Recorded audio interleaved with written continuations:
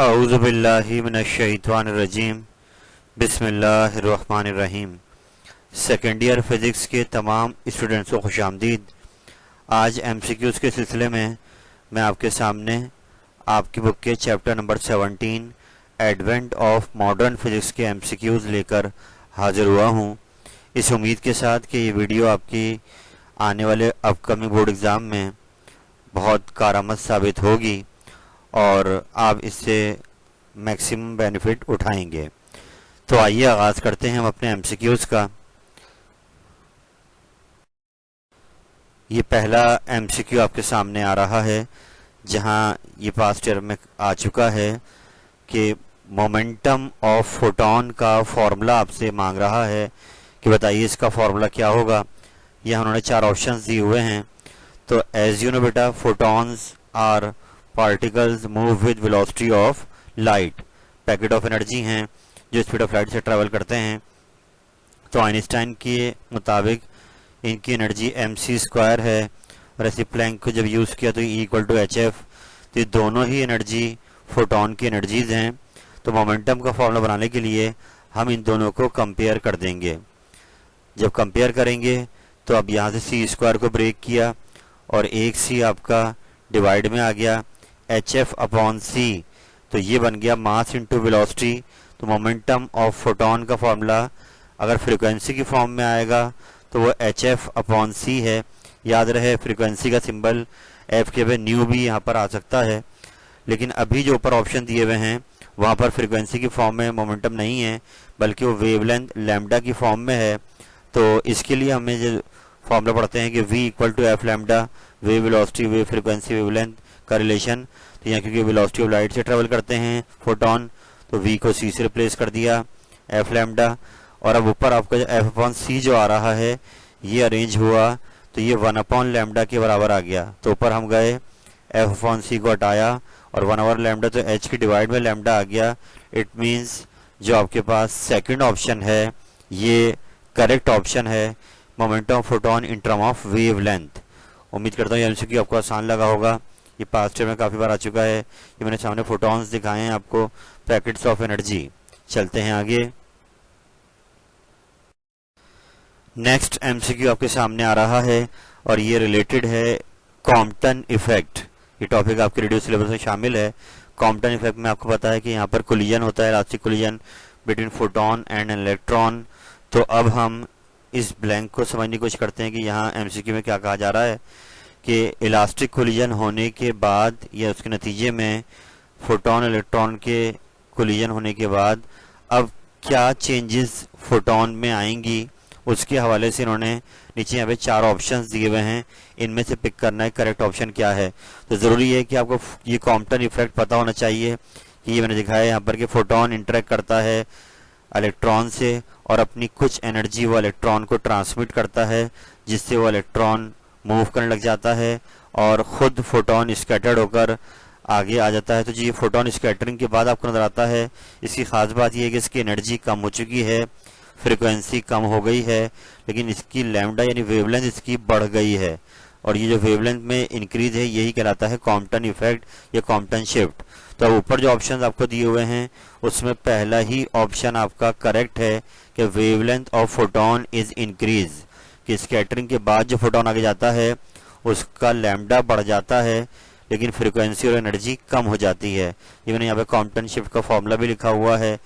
तो first option is the correct answer. चलते हैं आगे।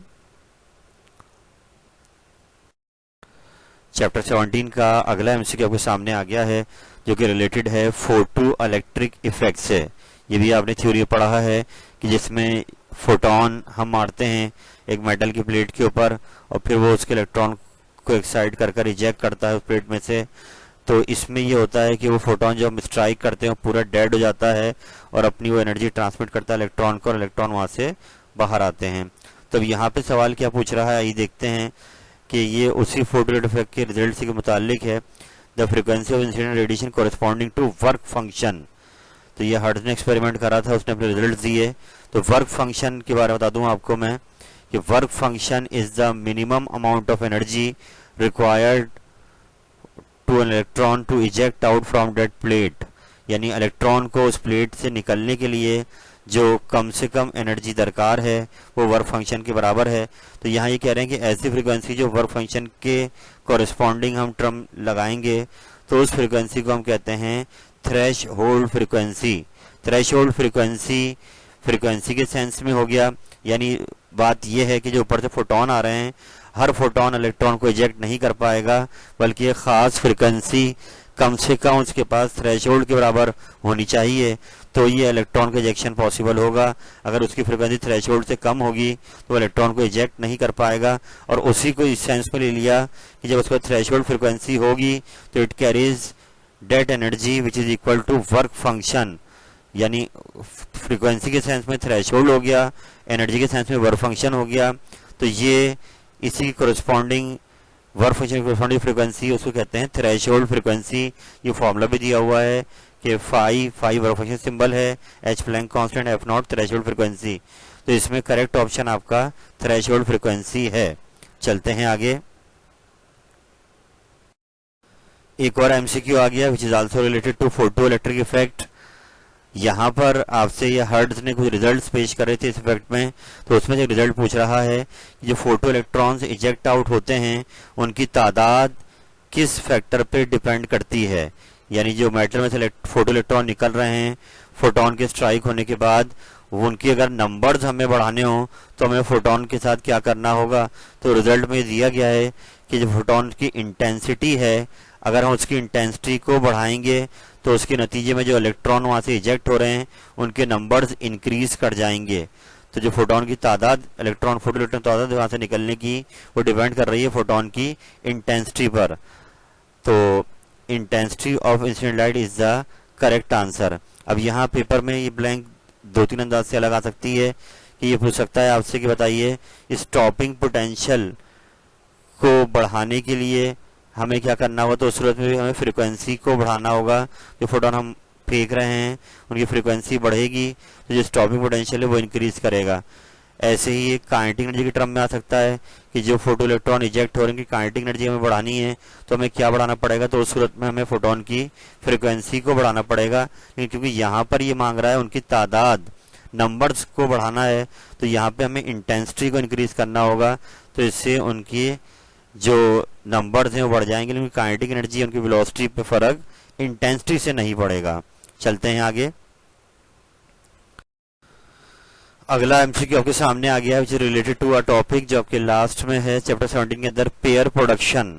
तो ये पेयर प्रोडक्शन भी एक फिनोमिना है जिसमें एक फोटोन दाखिल होता है किसी एटम की विसिनिटी में उसके न्यूक्लियस के करीब और वहां पर वो अपनी, क्योंकि फोटोन पैकेट ऑफ एनर्जी है तो यहाँ पे लॉ ऑफ एनर्जी लगता है कि फोटोन अपनी एनर्जी से दो मासेस क्रिएट करता है जिसमें एक का नाम इलेक्ट्रॉन और दूसरे का नाम पॉजिट्रॉन होता है। तो ये बोल रहे हैं disintegration of photon into electron positron pair near a heavy nucleus is known as pair production. ये तो बहुत आसान सा है एमसीक्यू कि फोटोन जब किसी न्यूक्लियस से करीब उसकी रेंज में आता है न्यूक्लियर रेंज में तो वो अचानक वेलोसिटी लाइट से आ रहा होता है तो वो क्योंकि एक एनर्जी है सडनली जैसे उसको ब्रेक लगता है तो वो अपने एनर्जी से दो मासेस क्रिएट कर लेता है।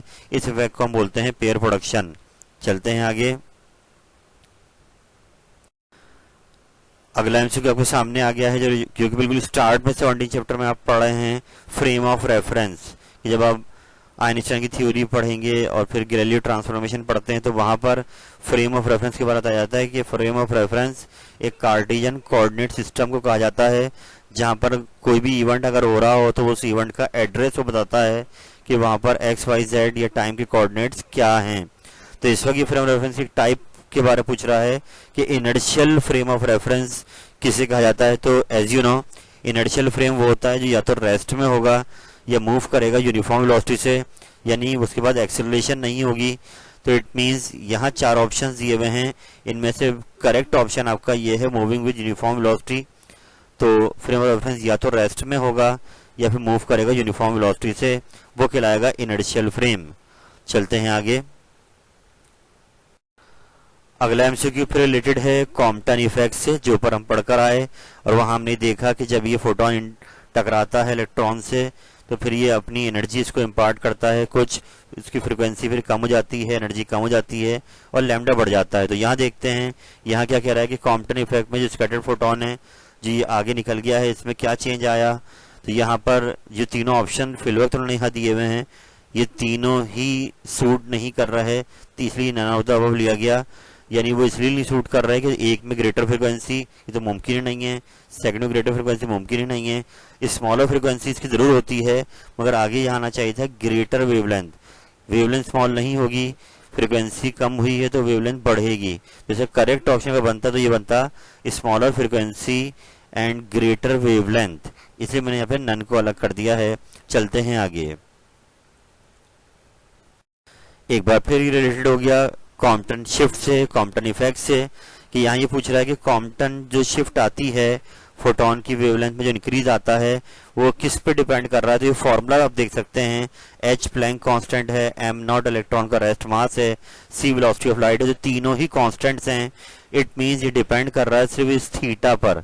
ये थीटा क्या है, थीटा स्कैटरिंग एंगल है फोटोन का, जब इलेक्ट्रॉन से टकराता है तो उसके बाद वो किस एंगल से स्कैटर्ड होता है, इस थीटा पे डिपेंड कर रहा है ये कॉम्पटन शिफ्ट। तो scattering angle is the correct option.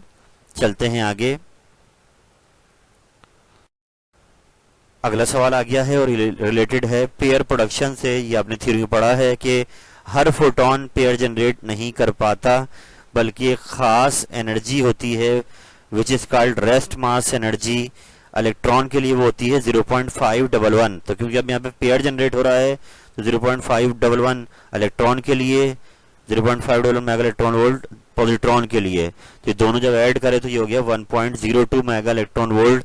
यानी कम से कम जो एनर्जी होनी चाहिए फोटोन के पास वो 1.02 मेगा इलेक्ट्रॉन वोल्ट की होनी चाहिए, तो वो ये पेयर जनरेट करेगा।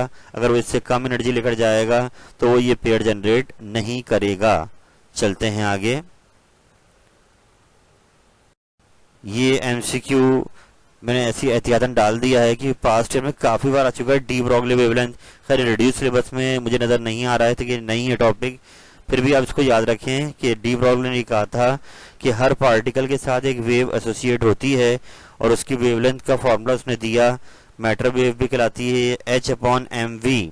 एम वी को हम मोमेंटम भी कहते हैं पी, तो एच अपॉन पी आ जाए, एच अपॉन एम वी आ जाए, तो it is the formula for matter wave wavelength. चलते हैं आगे। नेक्स्ट एमसीक्यू एक बार फिर रिलेटेड है पेयर प्रोडक्शन के टॉपिक से, और पूछने का अंदाज थोड़ा सा चेंज है कि जो फोटोन आ रहा होगा उसके पास कम से कम एनर्जी कितनी होनी चाहिए।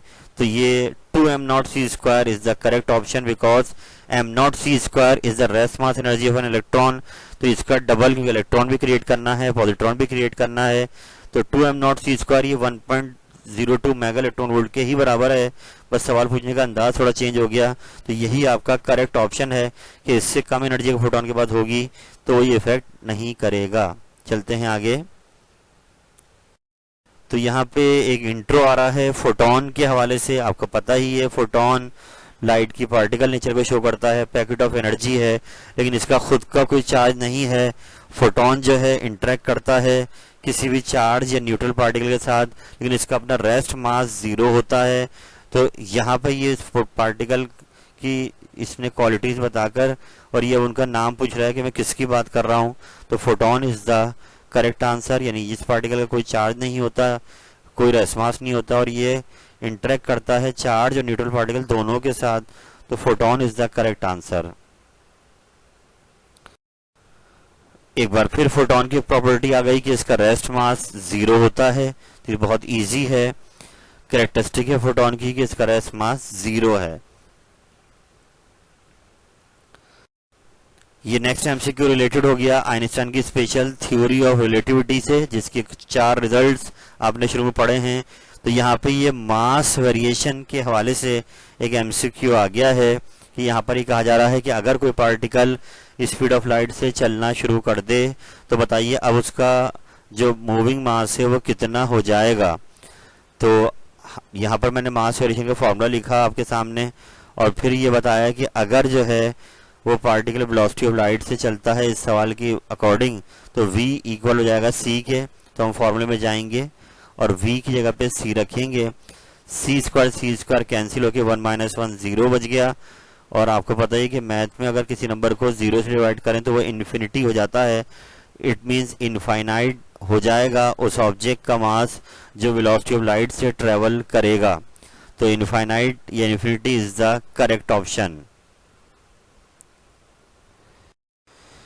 तो ये मैं आपसे ऊपर इंटेंसिटी वाले एमसीक्यू में डिस्कस कर चुका था कि फोटो इलेक्ट्रिक इफेक्ट के रिजल्ट्स हैं। तो इसमें एक रिजल्ट ये भी हर्ड ने दिया कि जो फोटो इलेक्ट्रॉन इजेक्ट आउट हो रहे हैं, अगर उनकी स्पीड बढ़ाना चाहें, उनकी काइनेटिक एनर्जी बढ़ाना चाहें तो हमें क्या करना होगा। तो इसका बहुत ही आसान आंसर कि आपको जो ऊपर से फोटोन फेंक रहे हैं उनकी फ्रिक्वेंसी बढ़ानी होगी। ये फ्रिक्वेंसी का ताल्लुक काइनेटिक एनर्जी से है जो फोटोन इजेक्ट हो रहे हैं।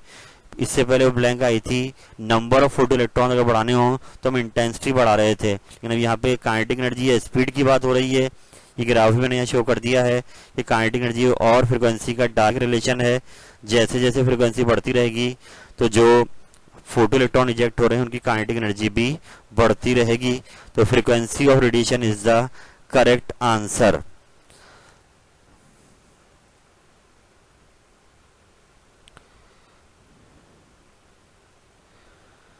तमाम बच्चों से मैं बात क्लियर कर दूं कि बेटे इस साल जो पेपर आपका जिस अंदाज से हो रहा है उसमें 42 एमसीक्यूज आपको सेक्शन ए में दिखाई देंगे। मैं आपके साथ हूं और इस एफर्ट में आपको भरपूर हिम्मत दे रहा हूं। मैंने इससे पहले 11, 12, 13, 14, 15 के एमसीक्यूज की वीडियो बनाकर डाल दी है, आप उनको भी रिपीट कीजिए। और ये 17 चैप्टर डाला है, एक 16 बीच में रह जाएगा, वो मैं आगे आपको अपलोड कर दूंगा वीडियोस। लेकिन मैं आपको सजेस्ट यही करूंगा बेटे कि this is the high time. आप जितनी एफर्ट कर सकते हैं, खासतौर पर इस वीडियो में जो मैंने 17 में डाले हैं एमसीक्यूज, आप इनको सर्च आउट कीजिए, बुक से देखिए, टॉपिक को कवर करें बुक से कि आखिर ये आंसर 3 में से ये तीनों गलत क्यों है और एक ऑप्शन करेक्ट क्यों है। इस पे वर्किंग करें, समझ के करेंगे तो इंशाअल्लाह ताला मैं आपको गारंटी दे रहा हूँ कि जो 42 एमसीक्यू डिस्ट्रीब्यूशन है लाजमी 17 से भी 3-4 एमसीक्यूज लिए जाएंगे। तो आप ज़रूर अपने आप को मेंटली तौर पर रेडी कीजिए कि आपने मैक्सिमम स्कोर करना है in your upcoming board exam. अल्लाह ताला आपका हामी नासिर हो। फ़ी अमानिल्लाह।